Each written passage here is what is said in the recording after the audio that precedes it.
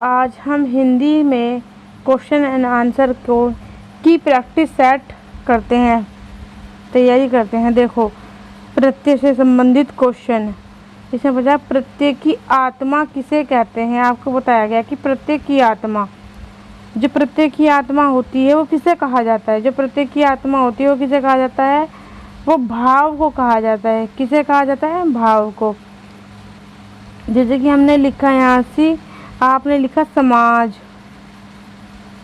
और समाज में आपने एक प्रत्यय लगा दिया, तो आपने समाज में एक प्रत्यय लगाया तो क्या हो गया, सामाजिक।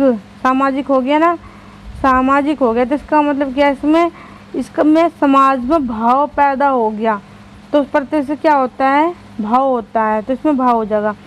ठीक है। और यदि आपसे पूछा जाए कि उपसर्ग, ये हमारा उपसर्ग है, उपसर्ग, तो उपसर्ग से क्या होता है, उपसर्ग से, उपसर्ग की आत्मा किसे कहा गया, ये पूछा गया था। आपको बताओगे चमत्कार।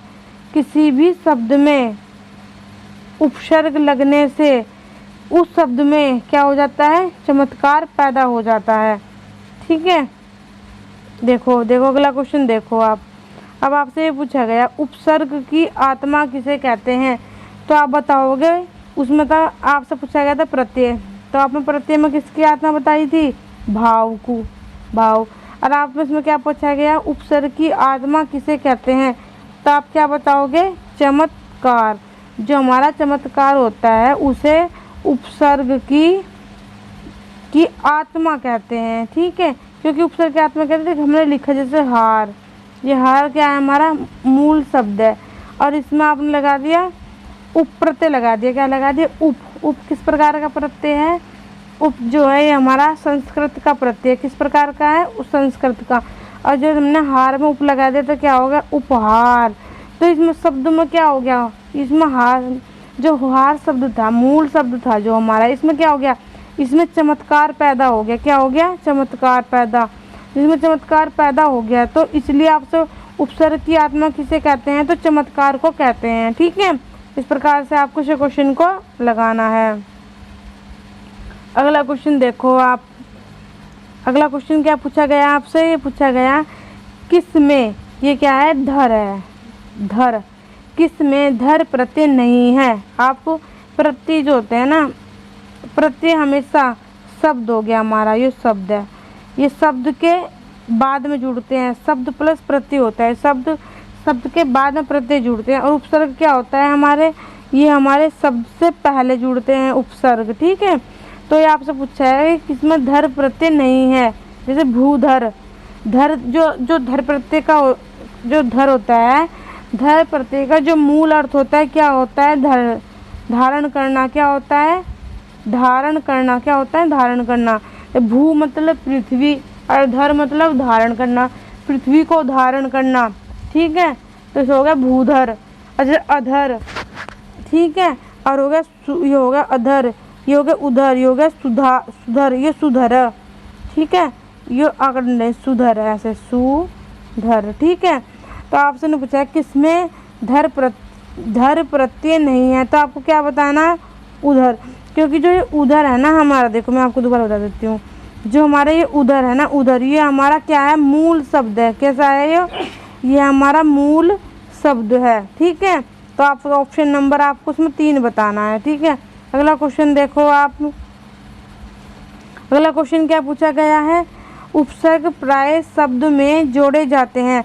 आपसे पूछा गया है जो उपसर्ग होते हैं वो शब्द में कहाँ जुड़ते हैं। आपसे क्या पूछा गया कि जो उपसर्ग होते हैं वो शब्द के कहाँ जुड़ते हैं। जैसे उपसर्ग, उप, ये हमारा सर्ग, तो ये कहाँ जोड़े जाते हैं, पूछा गया। आपको बताना। देखो मैं शब्द है, हमने शब्द लिया, कुछ भी ले लो आप शब्द। जैसे आपने शब्द लिया, जय ले लिया, जय, और तो जय हमारा शब्द होगा, तो शब्द के आगे जुड़ते हैं। शब्द के आपने लिख दिया जय है, तो आप क्या लगाओगे, इसमें परा लगा दो। परा क्या लगा दिया आपने, ये उपसर्ग लगा दिया इसमें परा, तो क्या हो जाएगा, जय मतलब क्या होता है, जीतना। ठीक है। पराजय मतलब होता है हारना, हारना। तो ये क्या हो गया, ये इसका विलोम शब्द बन गया। ठीक है। जो उपसर्ग होते हैं, उपसर्ग से हम क्या क्या होता है, उपसर्ग, जो उपसर्ग से एक तो चमत्कार पैदा हो जाता है, चमत्कार फिर विलोम शब्द बन जाते हैं, विलोम की भी उत्पत्ति होती है, विशेष शब्द की भी उत्पत्ति होती है, अर्थ में परिवर्तन भी हो जाता है, समानार्थी शब्द भी। इस प्रकार उपसर्ग लगाने से अनेक प्रकार के शब्दों का निर्माण होता है। ठीक है, देखो अगला क्वेश्चन देखो आपसे ये पूछा गया देशज, देशज आपसे ये पूछा गया देशज। ज मतलब होता है जन्म, ज मतलब क्या होता है, ये जो ज लिखा है ये ज, इसका मतलब क्या होता है, जन्म लेना। ठीक है, और देश में जन्मा। ठीक है, देश में जन्मा। तो आपको बताना कि आपसे ये पूछा गया है कि देश में जो है इसमें कौन सा प्रत्यय लगा, ज है ना यो, तो आपको बताना कौन सा प्रत्यय है, जय प्रत्यय है, जय है, या कोई प्रत्यय नहीं है, सज प्रत्यय है। तो आपको क्या बताना, देश में जय प्रत्यय लगा, क्योंकि हमारा मूल शब्द देखो आप मूल शब्द निकाल लोगे ना तो आपको स्वयं पता चल जाएगा कि इसमें हमारे में प्रत्यय कौन सा है, उपसर्ग कौन सा। आप ये देखो मूल शब्द आपने जय को जैसे कर, जय को एक तरफ कर दे तो हमारा मूल शब्द निकल रहा है ना देश। यदि प्रत्यय या उपसर्ग को हटाने से मूल शब्द निकल रहा है तो बस समझ लो वही उपसर्ग या प्रत्यय लगा है आपने, देश इसमें मूल शब्द है। ठीक है, अगला क्वेश्चन देखो अगला क्वेश्चन आपसे क्या पूछा गया, अगला क्वेश्चन आपसे ये पूछा गया आधार में किस उपसर्ग का प्रयोग हुआ। एक आधार होता है, देखो आधार में उपसर्ग, तो धार एक होता है, ये आप ये देख लो आधार है, यो आधार लिखा हुआ, तो आधार में पूछा है कि उपसर्ग कौन सा लगा, तो मूल शब्द क्या होता है, धार होता है, धार, चाकू की धार ऐसा होता है ना। तो इसमें हमने अब धार में हमने आ उपसर्ग लगा दिया तो क्या बन गया, आधार। तो इसके रूप में परिवर्तन हो गया ना, इस धार के रूप में परिवर्तन हो गया ना, तो इसे परिवर्तन हो जाता है चमत्कार। उसी को हम चमत्कार कहते हैं कि चमत्कार पैदा हो गया, क्योंकि शब्द की विशेषता थी, शब्द तो किसी और अर्थ में प्रयुक्त हो रहा था, लेकिन जैसे ही आपने उसमें उपसर्ग का प्रयोग किया तो शब्द का मूल रूप परिवर्तन हो गया। तो ये शब्द में उपसर्ग लगाने से विलोम शब्द भी बन जाएंगे, विलोम शब्द की उत्पत्ति हो जाती है, विशेष होता है, चमत्कारपन हो जाता है। इस प्रकार किसी भी शब्द में उपसर्ग का प्रयोग होने से उस शब्द में चमत्कार पैदा हो जाता है। और आपसे क्या पूछा गया कि आधार में कौन सा उपसर्ग है, तो आ बताओगे, क्या बताओगे, क्योंकि धार मूल शब्द में मिल गया तो इसलिए हमने मूल में क्या हो गया, आ। ठीक है, इस प्रकार अगला क्वेश्चन देखो अगला क्वेश्चन आपसे क्या पूछा गया, अगला क्वेश्चन आपसे ये पूछा गया कि आपको ये बताना कि दार, ये हमारा दार प्रत्यय का अर्थ होता है, दार प्रत्यय का क्या अर्थ होता है। जैसे आपने बोला किराएदार, क्या बोला आपने, किराएदार, तो दार का क्या हो गया, किराएदार। ठीक है, किराए का मालिक, ये हो गया ना इसका अर्थ। और आपने लिखा है कि आपने लिखा दार, तो इसमें बता दार का जो क्या अर्थ होता है, आपसे पूछा तो आपको बताना जो दार का अर्थ होता है वो मालिक होता है, क्या होता है, मालिक। ठीक है, किराए का मालिक इसका होगा, किराए का मालिक कौन है, जो किराएदार है। और आपसे पूछा गया दानेदार, तो दानेदार लेकर दाने का मालिक हो गया थानेदार, थाने का मालिक। तो दार का मूल अर्थ क्या हो गया, दार का मूल अर्थ हो गया मालिक। ठीक है, जैसे कि हमने आपको बता रहे कि आप सब उस पर मतलब उसका बताओ ऐसा कौन सा प्रत्यय है जो सभी शब्दों में जोड़ा जा सकता है, ऐसा कौन सा प्रत्यय है जो सभी शब्दों में जोड़ा जा सकता है, प्रत्यय बताना आपको। प्रत्यय मतलब जो बाद में जोड़ा, तो वाला, जो वाला प्रत्यय नहीं, वाला इस प्रकार का प्रत्यय है जो सभी शब्दों में जोड़ा जा सकता है। आपने बोला दूध वाला, चाय वाला, मकान वाला, पंखे वाला, ये ऐसा प्रत्यय है जो सभी के साथ जोड़ा जा सकता है। ठीक है, देखो अगला क्वेश्चन देखो अगला क्वेश्चन आपसे क्या पूछा गया, उपसर्ग किस प्रकार का उपसर्ग है। आपसे पूछा कि जो उपसर्ग है ये किस भाषा का है, ये उपसर्ग यहाँ लिखना था, यहाँ पूछना था कि ये किस भाषा का है। ठीक है, ये किस भाषा का है ये पूछना था। ठीक है, आपको क्या बताना किस भाषा का है, हिंदी का है, संस्कृत का है, फारसी का है या उपसर्ग का है। तो बताना कौन सा उपसर्ग जो होता है वो किस भाषा का है। जो उपसर्ग होता है ये संस्कृत का है, किसका है, संस्कृत का। ठीक है, अगला क्वेश्चन देखो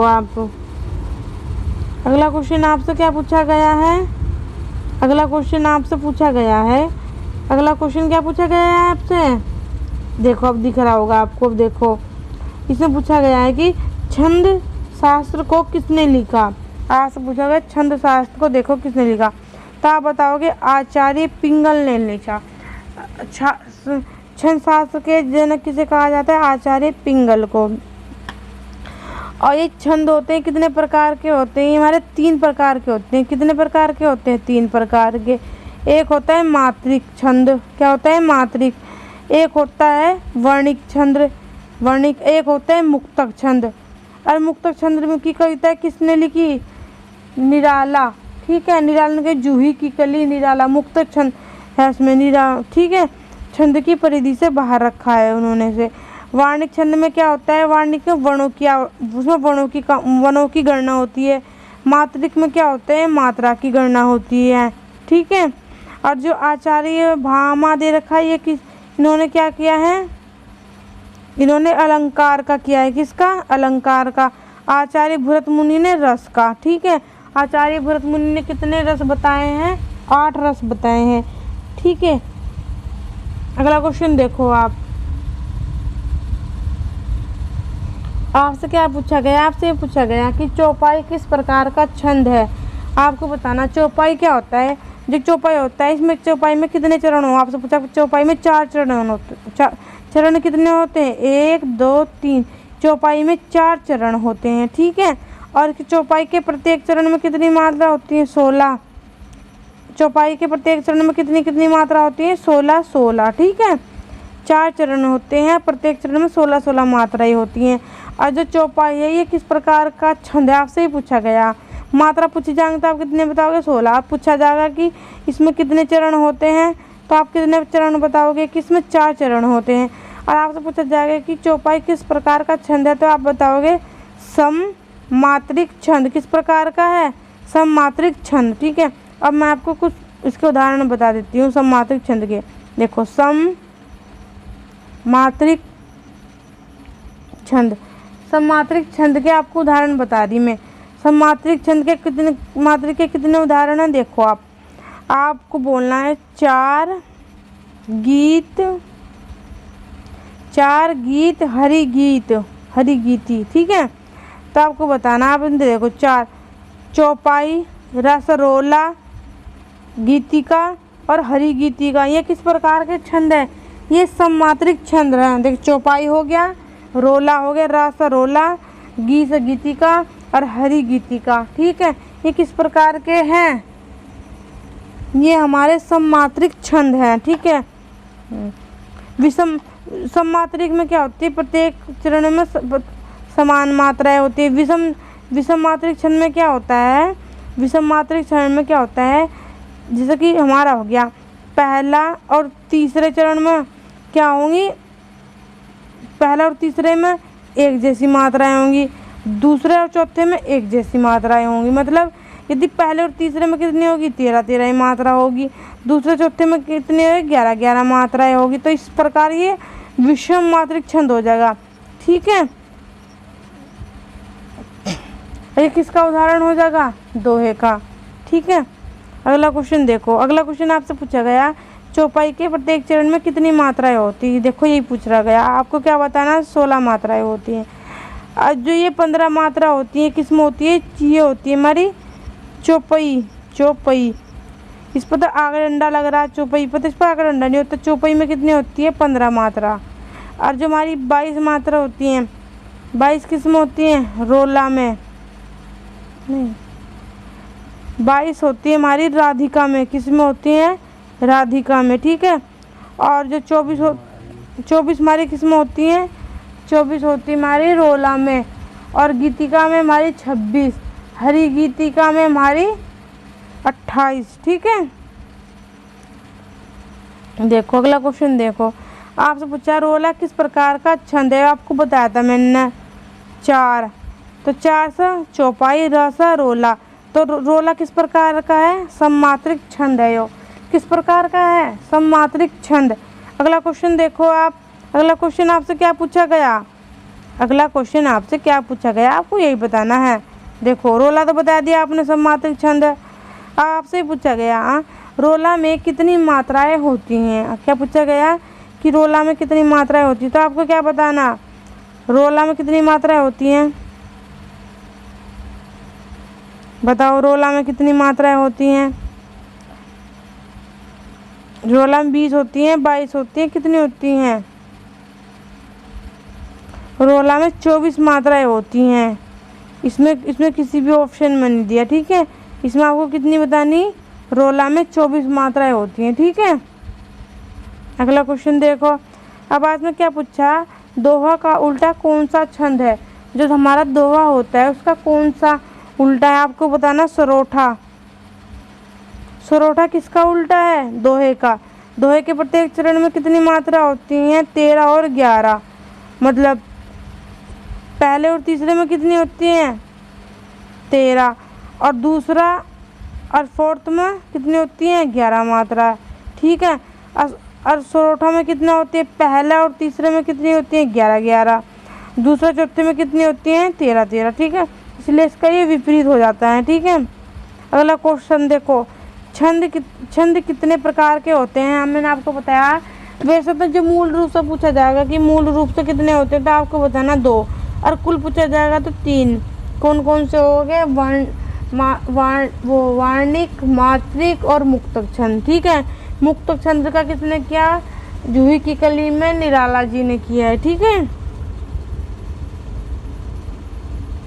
अब आपसे क्या पूछा गया, आपसे ये पूछा गया बचपन में प्रत्यय का उपयोग है। जो बचपन में कौन सा प्रत्यय लगा, देखो बच हमारा मूल शब्द, बच के चल है, ठीक है। तो पन, इसमें कौन सा लगा है, पन। किसका प्रयोग हुआ, इसमें जो हुआ वो हमारे पन का हुआ। किसका हुआ, पन का हुआ ना, सही, बिल्कुल, ठीक है। अगला क्वेश्चन देखो। अगला क्वेश्चन क्या पूछा गया है, आपसे पूछा गया बुढ़ापा में किस प्रकार की संज्ञा है। बुढ़ापा, जैसे आपने कहा बुढ़ापा, तो बुढ़ापा में किस प्रकार की है, भाववाचक संज्ञा है।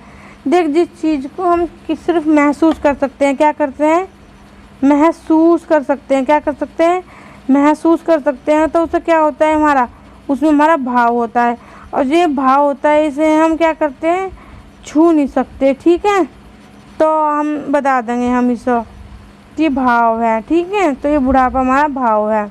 अगला क्वेश्चन देखो, घोड़ा किस प्रकार की संज्ञा है। जब हमने कहा घोड़ा, हम घोड़ा बोल रहे तो हमें पूरी जाति का बोध हो रहा ना, तो इसलिए जातिवाचक है, किसी एक व्यक्ति की बात नहीं हो रही है। हमने घोड़ा कहा तो जितने घोड़े हैं सब पर हमारा ध्यान जा रहा, ठीक है। हमारी सुंदर किस प्रकार का विशेषण है, तो आपको बताना सुंदर गुणवाचक विशेषण है, ठीक है।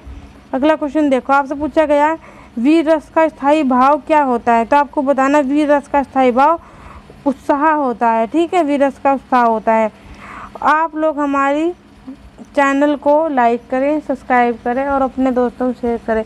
आप हमारे चैनल को सब्सक्राइब करके तो आपको अगली वीडियो की नोटिफिकेशन प्राप्त होगी।